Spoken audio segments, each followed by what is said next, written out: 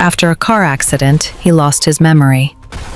Now 2 women are claiming to be his wife, but only one is telling the truth. Adrian Voss was not just rich, he was powerful. At 28, he had built a billion-dollar empire from nothing. Entire companies depended on his decisions. One word from him could make or break careers overnight. People didn't speak freely around him. They calculated every word, every move, every breath. Because Adrian Voss was known for one thing. He didn't tolerate mistakes. And he definitely didn't tolerate people. His world was controlled, structured, predictable. Until one rainy evening changed everything. The rain was heavy that night, the kind that blurred streetlights and turned the city into a quiet, distant place. Adrian had just stepped out of a high-level meeting. His driver was waiting, but he paused for a moment under the dim light, adjusting his cufflinks. That's when it happened. A sudden impact, books scattered across the wet ground. A soft gasp. Adrian looked down sharply, irritation rising immediately. "Careful," he said coldly. The woman in front of him didn't look scared. She looked annoyed. Clara quickly crouched down, trying to gather her soaked books before the rain ruined them completely. "Well, you could help instead of criticizing," she replied without looking up. Adrian blinked. He wasn't used to that. Slowly, he bent down and picked up one of the books, then another. He handed them to her, watching her closely. "You're not apologizing?" he asked. Clara finally looked up at him. Her eyes were calm, steady, unafraid. "You walked into me too," she said simply. For a moment, neither of them moved. Rain falling around them, cars passing by. Time slowing down. Adrian studied her face. There was no recognition in her eyes. No sign she knew who he was. And strangely, that intrigued him. "You don't know who I am," he said. Clara stood up, holding her books close. "Should I?" she asked. Adrian opened his mouth, then stopped. For the first time in a long time, he didn't have an answer. And then, something unexpected happened. He smiled. Not the polite, controlled smile he used in meetings. A real one. Small, subtle, but real. Clara noticed. And for a brief second, she smiled back, before walking away into the rain. Adrian stood there longer than he should have, watching her leave. And for reasons he couldn't explain, he didn't want that moment to end. Adrian didn't believe in coincidence. But after that night, he kept seeing her. The first time was at a cafe, a quiet place he never used to visit. She was sitting by the window, reading, completely lost in her world. Adrian walked in, ordered his usual coffee, and then paused. His eyes landed on her. Again. He didn't approach her immediately. Instead, he sat a few tables away, watching. Not in a strange way, but in a curious way. Trying to understand why she felt different. The next day, she was there again. Same seat, same calm presence. By the third day, Adrian had made a decision. He walked up to her table. "You always sit here?" he asked. Clara didn't look up. "You always start conversations with obvious questions?" she replied. Adrian almost laughed. Instead, he pulled out the chair and sat down. "You read a lot," he said. Clara turned a page calmly. "I also breathe," she said. "Do you want to comment on that too?" This time, Adrian smiled openly. "You're difficult." "And you're persistent," she replied. A pause. Then she closed her book slowly. "Why are you really here?" she asked. Adrian leaned back slightly. Because you don't care who I am. Clara tilted her head. Should I care? Yes, he said honestly. Most people do. Well, she said simply, I'm not most people. That answer stayed with him. Deeply. Days turned into weeks. Their conversations grew longer. They argued over small things, books, life, choices. Clara challenged him constantly. You control everything, she told him one day. That's how you succeed, Adrian replied. That's how you end up alone, she said. That night, Adrian couldn't sleep. Because for the first time, someone had said something he couldn't ignore. And it was true. Their connection didn't happen overnight. It grew. Slowly. Naturally. They started spending more time together. Long walks, late-night conversations, quiet moments that didn't need words. Clara didn't treat Adrian like a billionaire. She treated him like a man. And that changed everything. One evening, they sat on the rooftop of her building. The city lights stretched endlessly below them. Clara looked peaceful. Adrian looked different, less guarded. Why me? He asked suddenly. Clara turned to him. What do you mean? You could have anyone, Adrian said. Why choose me? Clara smiled softly. Because you're honest when you don't try to be perfect. Adrian frowned slightly. I am perfect, he said jokingly. Clara laughed. No, she said. You're human, and that's better. Silence settled between them. Comfortable. Warm. Then Adrian spoke again, quieter this time. I don't want to lose you. Clara's expression softened. Then don't push me away when things get hard. He looked at her. Really looked at her. And in that moment, he realized something. He wasn't just interested in her. He wasn't just drawn to her. He loved her. Completely. Deeply.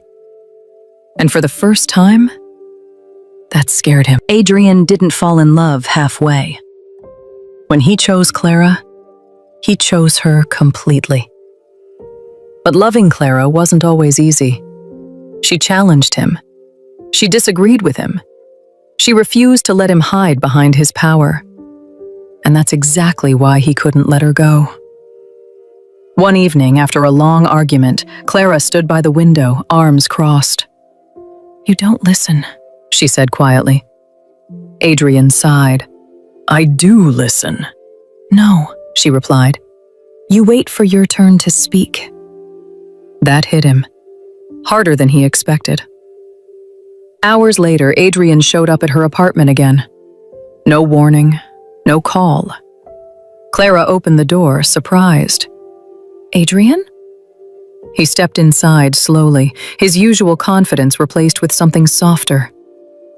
I've been thinking, he said. Clara watched him carefully. That's new, she replied lightly. Adrian didn't smile this time. I don't want to win arguments with you, he said. I want to understand you. Clara's expression changed.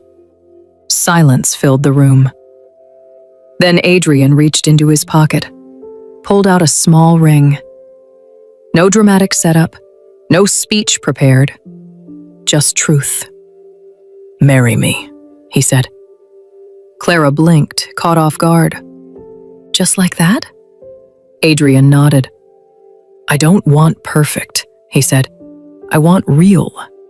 And you're the most real thing in my life. Clara's eyes filled with tears. You're serious? I've never been more serious about anything.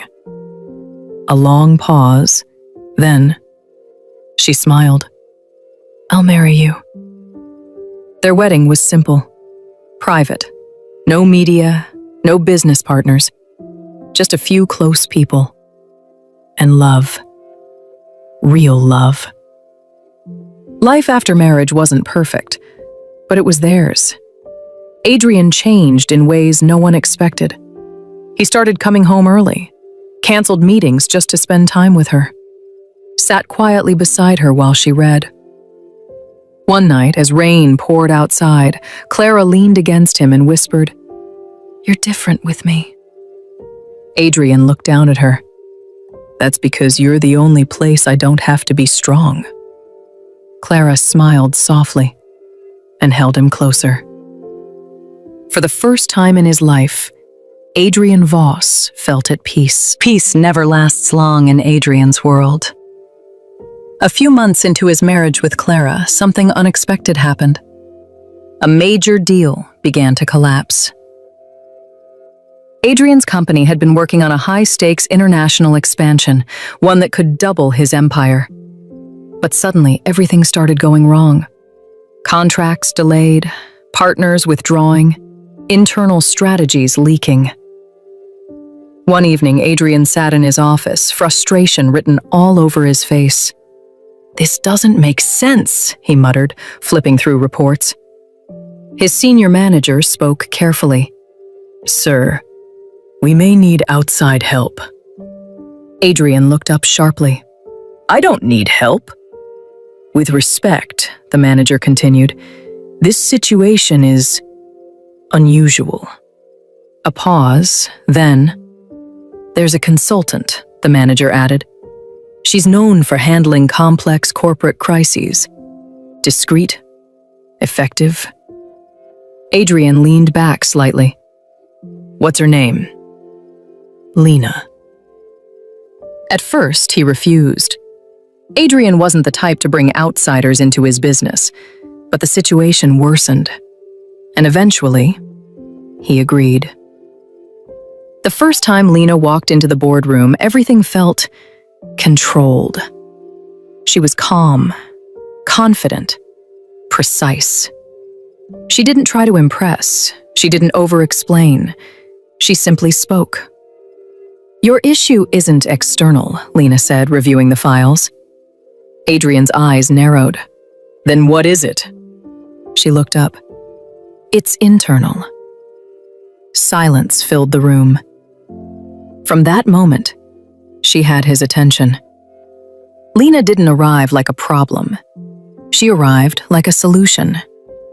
And slowly, she became necessary. Lena worked fast. Within weeks, she stabilized the situation, identified weak links, closed internal gaps, rebuilt broken strategies. Adrian respected results, and Lena delivered them flawlessly. "You were right," Adrian admitted one evening. Lena simply nodded. "I usually am." That confidence didn't irritate him. It intrigued him. Soon, she became part of his daily operations, strategy meetings, late-night discussions, emergency decisions. And because of the pressure Adrian was under, he started spending more time at work. Clara noticed. "You've been coming home late," she said one evening. Adrian sighed, loosening his tie. "It's temporary." "You said that last week." "I'm handling something important." Clara nodded slowly. "I understand," she said softly. And she did, because she trusted him. Eventually, Adrian introduced Lena to Clara. At first, it was simple. A polite dinner, a casual meeting. "This is Lena," Adrian said. Clara smiled warmly. "It's nice to meet you." Lena returned the smile. "You too. I've heard a lot about you." "Hopefully nothing bad," Clara joked. "Only that you're the reason he leaves work early," Lena replied calmly. Clara laughed. "Then I'm doing something right." Everything felt normal, natural, comfortable. And that's what made it dangerous, because no one saw it coming. Lena didn't force her way into their lives. She was invited in, trusted, welcomed. And from that moment, she was no longer just part of Adrian's work. she was part of his world. At first, Lena kept her distance. Professional, respectful, careful. But she was always watching. She noticed the way Adrian softened around Clara, the way his tone changed, the way his entire presence shifted. One evening, after a long meeting, Adrian leaned back in his chair. "You should go home," Lena said. Adrian shook his head. "Not yet." "Clara will be waiting," Lena added quietly.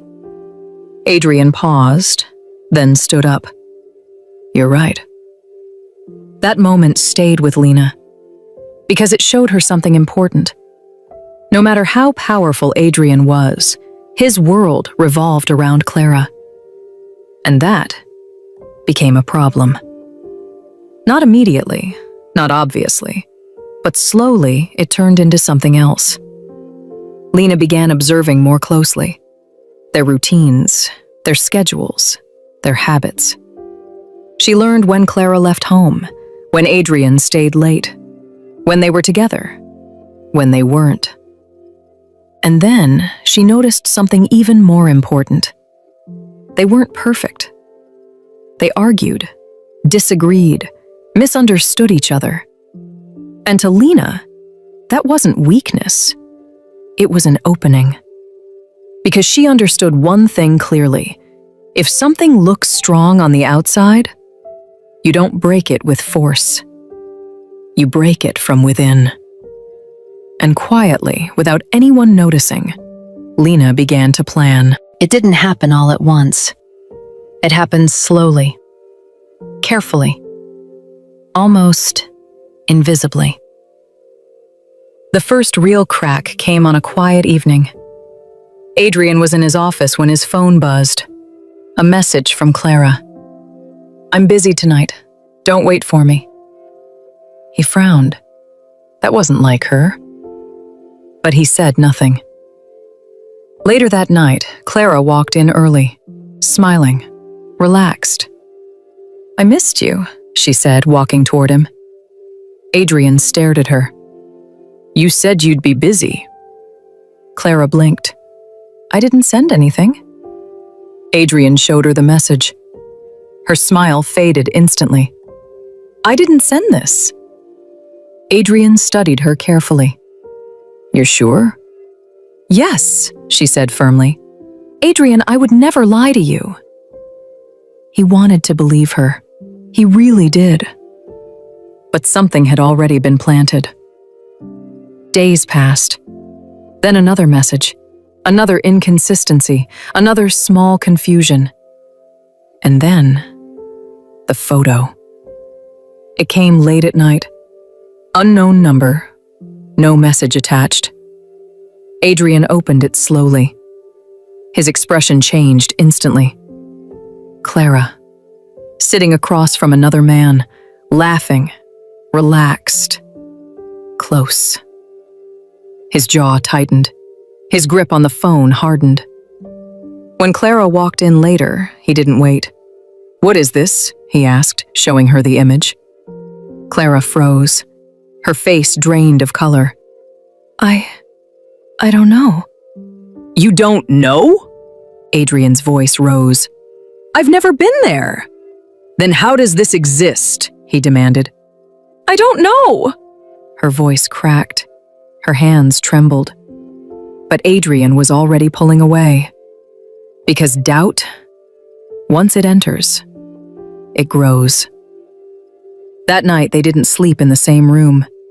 And somewhere, quietly, Lena watched everything fall into place. The arguments became frequent, sharp, painful.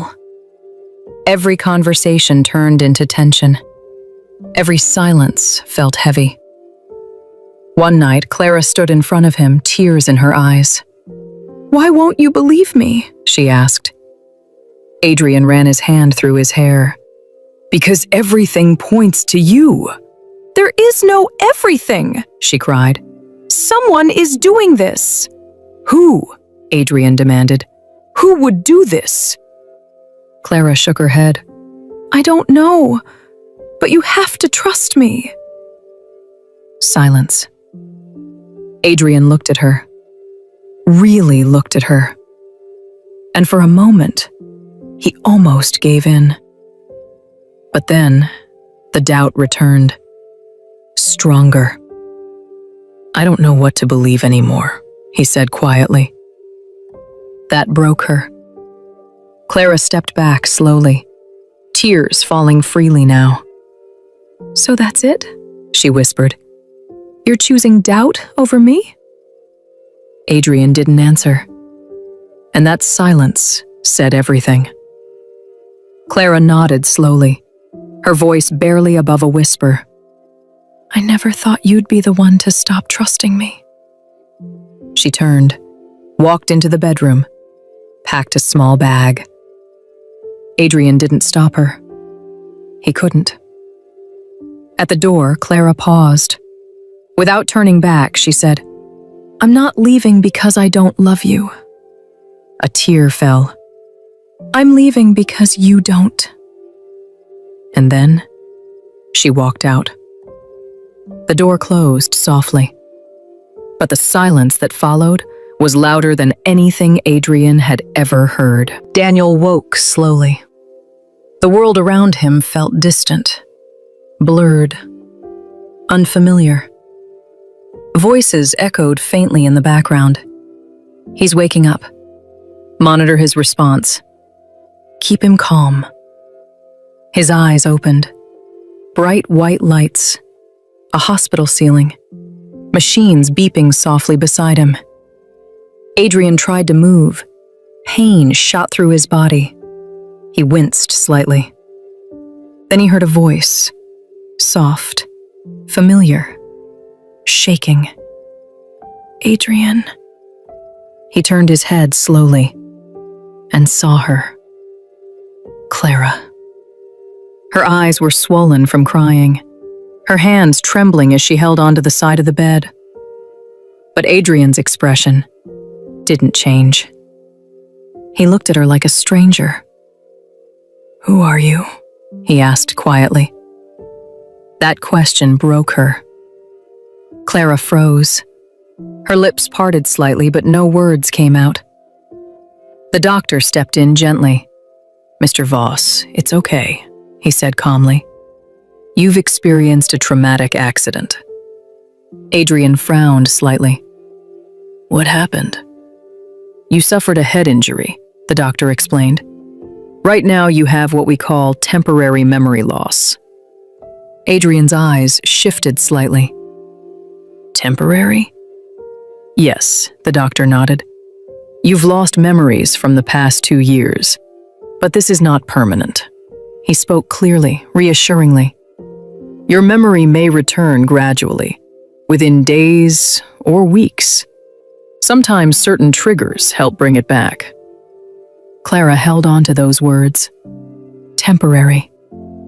She stepped closer, slowly, carefully, like she was afraid he might disappear again.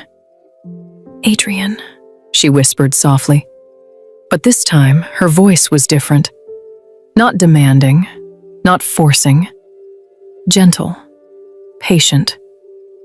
"I'm Clara," she said. She didn't say wife. She didn't pressure him. "I'm someone important to you." Adrian looked at her, trying to feel something, anything. But his mind remained blank. "I'm sorry," he said quietly. "I don't remember you." Clara nodded, even though her heart was breaking. "That's okay," she whispered. "You don't have to remember right now." Tears filled her eyes, but she smiled anyway. "I just need you to get better."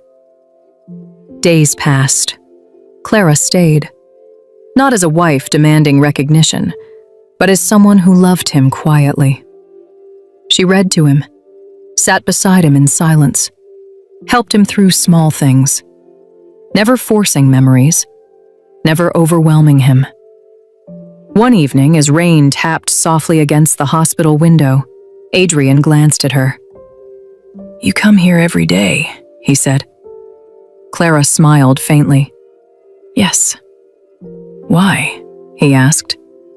She hesitated, then answered simply, "Because you matter to me."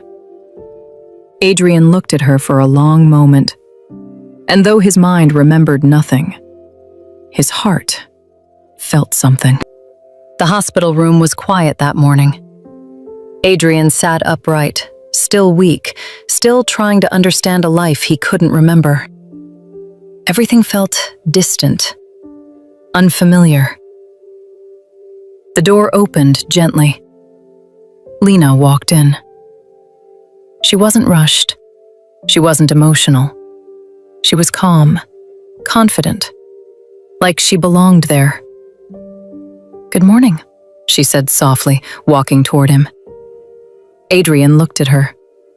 There was something about her presence that felt easy. "Do I know you?" he asked. Lena smiled gently. "Yes," she said. "You do." She stepped closer, placing a small photo album on the table beside him. "I'm your wife." Adrian's brows furrowed slightly. "My wife?" Lena nodded. "We've been married for 2 years." She opened the album. Inside, photos. Carefully edited. Perfectly crafted. A wedding picture, her in white, him beside her, smiling. Another photo, the two of them at what looked like a vacation. Another, holding hands, laughing. Adrian stared at the images, his chest tightened. "I don't remember any of this," he said quietly. "That's okay," Lena replied softly. She reached for his hand. "I'm here now." Her voice was steady, reassuring, convincing. "You've just been through a lot," she continued. "The doctor said your memory will come back." Adrian looked at the photos again, trying to connect, trying to feel something. And then, the door opened. Clara walked in, holding a small food container. She stopped the moment she saw them. Lena's hand in his, the photos on the bed. Her heart dropped. Adrian looked up. His eyes moved between them, confused, uncertain. Clara slowly stepped forward. "Adrian," she said softly. Lena didn't move, didn't react. She simply turned her head slightly and said, "Visiting hours are limited." Clara's eyes filled with emotion. "She shouldn't be here," Lena added calmly. Adrian frowned. "Wait," he said slowly. He looked at Clara, then at Lena. "She says she's my wife," he said. Silence. Clara swallowed. Her hands tightened slightly around the container she was holding. She could fight. She could argue. She could expose everything right there. But she didn't. Instead, she smiled softly, even though her heart was breaking. "I'm Clara," she said gently. She didn't say wife. She didn't force anything. "I just came to see you." Adrian's confusion deepened. 2 women, 2 claims, 2 truths, and no memory to guide him. Lena closed the album slowly. "Don't stress yourself," she said softly. "You need rest." Then she looked at Clara, a quiet warning in her eyes. And Clara understood. This wasn't over. This was just the beginning. Days later, Adrian was discharged. The world outside felt unfamiliar, like he was stepping into someone else's life. Clara brought him home, their home. But to Adrian, it didn't feel like his. He walked through the living room slowly, touching objects, looking around, trying to connect. Clara stayed quiet, watching him, giving him space. Lena's words still echoed in his mind, her voice, her photos, her certainty. And Clara's silence made it harder. "Why aren't you saying anything?" Adrian asked suddenly. Clara looked at him. "What do you want me to say?" "That you're my wife," he replied. Clara shook her head gently. "I don't want to force anything. I want you to remember, not be told." That answer confused him even more, because Lena had been so sure, so direct. But Clara was patient, gentle, real. That night, Adrian couldn't sleep. Something didn't feel right. So he got up and walked into his study. The room felt important, like it held answers. He looked around until he found a small recording device hidden, his name written on it. His hands tightened slightly as he pressed play. Static. Then his own voice. "If you're hearing this, something happened to me. I need you to listen carefully. I made a mistake." Images flashed in his mind, arguments, tears, Clara walking away. "I didn't trust my wife when I should have." His chest tightened. "She never betrayed me." More flashes, stronger now, clearer. It was all Lena. She manipulated everything, the messages, the photos, all of it. His grip on the device tightened. "I'm going to fix it. I'm going to find Clara and make this right. If I don't make it, please remember this. I love my wife." Silence. Adrian stood there completely still. And then it hit him. Everything. Clara's laughter, her voice, the way she looked at him, the way she walked away that night. And the truth. "Clara," he whispered. He rushed out of the study immediately. Clara was in the living room. When she saw his face, she knew. "I remember," Adrian said. Tears filled her eyes instantly. "All of it," he continued. He stepped closer. "I'm sorry. I didn't trust you when I should have." Clara shook her head, crying softly. "You came back," she whispered. Adrian smiled faintly. "I was always yours." He reached for her hand. This time she held on. Days later, Lena was arrested. Her manipulation exposed, her lies uncovered. And for the first time, she had no control. Everything she built on deception collapsed. And Adrian chose love again. Not because he remembered everything, but because he felt everything. As he held Clara close, he whispered softly, "Even if I forget again, I'll find my way back to you." If you enjoyed this story, don't forget to like, share, and subscribe for more billionaire love stories.